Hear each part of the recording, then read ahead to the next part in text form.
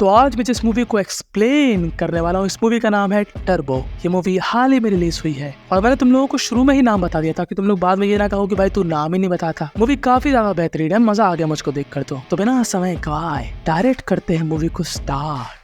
चेन्नई का एक गांव दिखाया जाता है। इस गांव में एक बंदे का रौला होता है जिसका नाम होता है जोश। जोश ही हमारे इस मूवी का मेन कैरेक्टर। जोश का एक कम उम्र का दोस्त होता है जिसका नाम होता है चेरी, जो कि चेन्नई के एक बैंक में जॉब करता है। जोश दिखने में था सांड और फाड़ देता था सबकी, पर जोश है अपनी मम्मी के आंचल में पला बड़ा लड़का, सॉरी लड़का कह दिया, अंकल। जी हाँ, क्योंकि जोश की उम्र है बहुत ज्यादा। दरअसल ये गुंडे यहाँ पर इसलिए लड़ाई झगड़ा कर रहे होते हैं क्योंकि जो चेरी है उसके एक पास वाले गाँव की मिलिट्री फैमिली की एक लड़की के साथ प्यार मोहब्बत का सीन चल रहा है। ये पुलिस वाला जोश को यही सब बातें बताता है। दरअसल ये पुलिस वाला इनका दोस्त ही होता है। अब जोश सोचता है कि इसके गम का कारण जरूर वो लड़की है। अगर चेरी को ये लड़की मिल जाएगी तो चेरी ठीक हो जाएगा। तो जोश भाई तब पहुंच जाते एकदम रॉयल में लुंगी मुंगी बांधकर, और इंदू की आर्मी फैमिली के साथ उनका झगड़ा हो जाता है और वो इंदू से कहता है कि तू मेरे साथ चल। पर जैसे ही जोश इंदू को लेकर चेरी के घर में पहुंचता है, चेरी भाई साहब यहाँ पे पलटी खा जाते। चेरी कहते हैं मैं नहीं जानता ये कौन है। दरअसल चेरी की अपनी फैमिली से फटती थी और अब चेरी के मना करने के बाद ये लड़की क्या कर सकती थी। तो ये यहाँ पर बहुत ही ज्यादा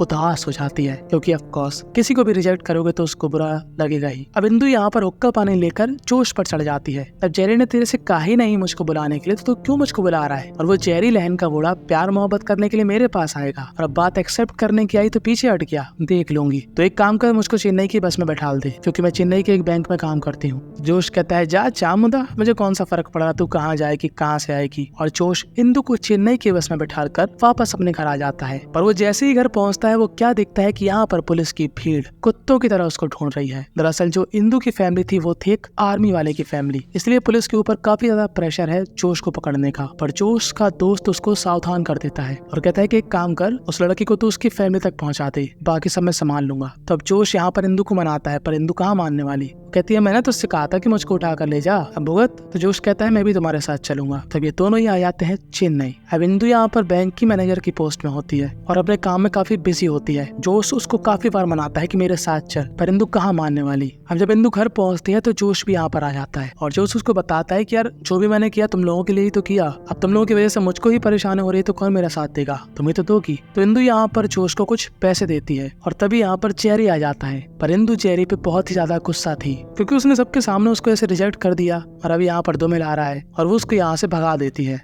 अब जो जोश का दोस्त था पुलिस वाला, वो यहाँ पर जोश से कहता है कि देख कुछ भी हो जाए गांव में वापस मत आना, वरना पुलिस तेरे को धर लेगी और मैं भी तेरे को न बचा पाऊंगा। अब यहाँ से सीन शिफ्ट होता है और हमको दिखाया जाता है चेरी। तो चेरी भी एक बैंक में काम करता है। यहाँ पर चेरी की एक कलीग उससे बात करने आती है। वो कहती है पता है तुम्हारे अकाउंट से ना 20 लाख रुपए ट्रांसफर हुए। चेरी कहता है ऐसे तो मैंने कोई भी पेमेंट नहीं निकाली। तो ये लड़की कहती है पता है चेरी, हमारे बैंक में ना काफी सारे अकाउंट है और उन खातों में जितना भी पैसा है वो सभी खातों का पैसा एक अकाउंट में जाता है। अब चेरी इस मामले की तहकीकात करता है कि मामला क्या है। वो जगह जगह जाता है, उन लोगों से मिलता है जिनका उसके बैंक में खाता है, उनसे बात करता है कि तुमने क्या किसी को पैसे ट्रांसफर करे। तो यहाँ पर सभी लोग कहते हैं कि हमने किसी को भी पैसे ट्रांसफर नहीं किए, हमारा तो अकाउंट ही नहीं है ऐसे कोई बैंक में। और चेरी को ये बात काफी अजीब सी लगती है, इसके पीछे किसी ना किसी का तो हाथ है और हमारे बैंक से भी कोई बंदा इनके साथ जुड़ा हुआ है। अब यहाँ से सीन शिफ्ट होता है और हमको दिखाए जाते हैं पॉलिटिशियन। यहाँ पर मुस्टंडा भुसंडा भी होता है। ये एक आदमी का प्यादा होता है, उस आदमी को हम बुलाएंगे लेमड़ा। तो लेमड़ा का नौकर यहाँ पर इस नेता से यही कहता है कि हम चाहते हैं कि आप हमारे साथ शामिल हो जाएं और हम जो पार्टी बनाना चाहते हैं उसका समर्थन करें। और तभी यहाँ पर एंट्री होती है लेमड़ा की। लेमड़ा ही होता है इस मूवी का विलन। देखो लेमड़ा के पास बहुत ज्यादा पैसा है और जहाँ पर बात पैसे से नहीं बनती, मुसंडे भुसंडे को बेचकर उनकी चाम उड़वा देता है जो भी उसके खिलाफ चाहता है। अब लेमड़े की एक फैक्ट्री है जो कि है फिश फूड की, और हम लोग यहाँ पर क्या देखते हैं कि लेमड़ा ने एक लड़की को लटका रखा है और वो एक कांटे वाली मशीन के अंदर उस लड़की को।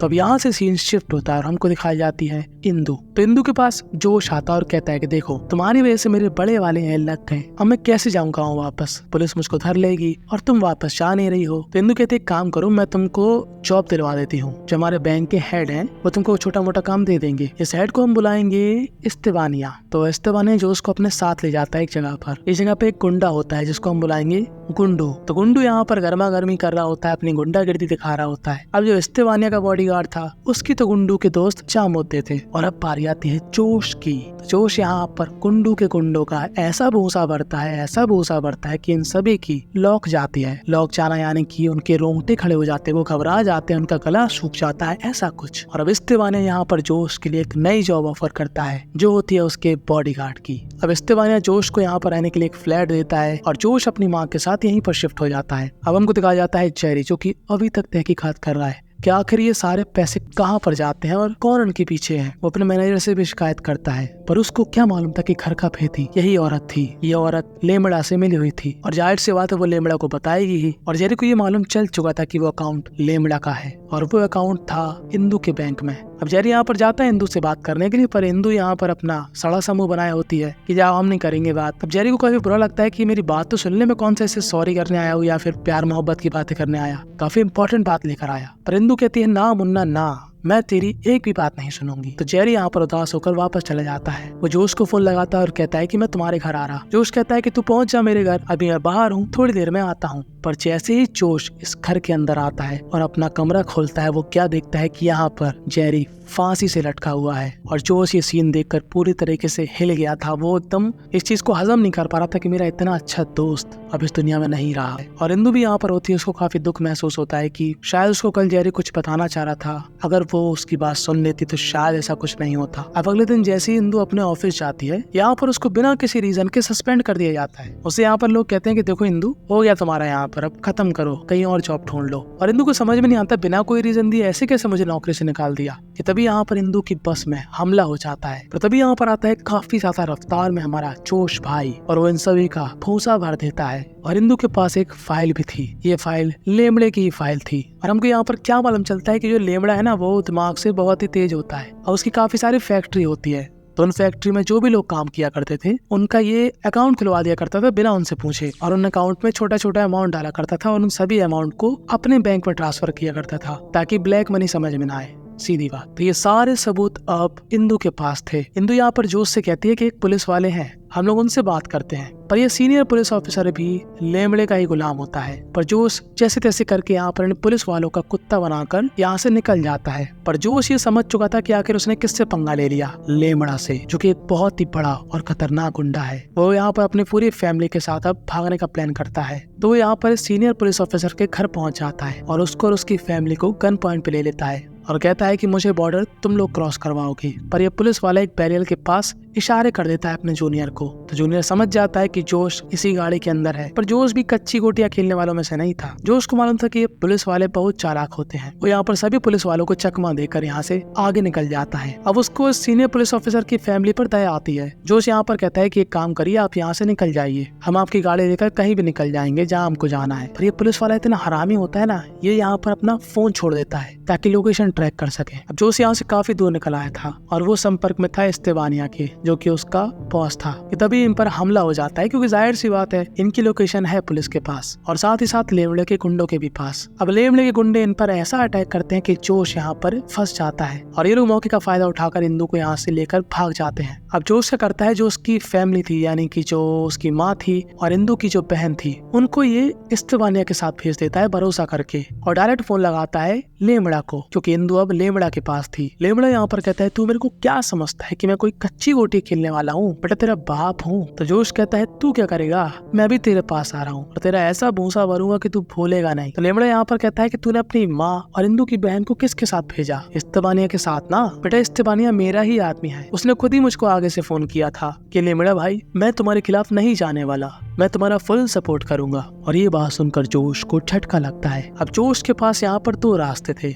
या तो वो अपनी फैमिली को बचाएगा या तो फिर वो इंदू को बचाएगा। वो सबूत वाली फाइल इस समय जोश के पास थी। अब जोश इस मूवी का हीरो है तो इन सभी को बहुत ही बुरी तरीके से मारता है, एकदम धो डालता है। और यहाँ पर लेमड़े को समझ में नहीं आता कि कैसा आदमी है बिल, अपनी माँ को ना बचाकर एक लड़की को बचाने आ गया। तो जोश यहाँ पर रिवील करता है एक मास्टर प्लान। जोश कहता है कि इस्तेवानिया को मैंने ही कहा था कि तेरे को फोन लगाए कि तू उनका सपोर्ट करना चाहता है। अब तेरे जितने भी गुंडे थे वो इस्तेवानिया के साथ चले गए, यहाँ पर थोड़े बहुत बचे हैं जिनका मैं भूत भरी दूंगा। मेरी फैमिली के पास इंदू की फैमिली पहुंच चुकी है क्योंकि वो है आर्मी में। हम लोग क्या देखते हैं, यहाँ पर एक बहुत बड़ी आर्मी की फोर्स आ जाती है और आर्मी के सामने लेमड़े के गुंडे पानी कम चाय। यानी कि लेमड़े को समझ में आ चुका है कि उसका हुतिया बनाया गया बहुत ही बुरी तरीके से, और अब जोश लेमड़े का भी भूसा भर देता है और उसको उसी मशीन के अंदर डाल देता है जिस मशीन में वो सबको डाला करता था। और यहाँ पर हो जाता है लेमड़े का राम नाम सत्य।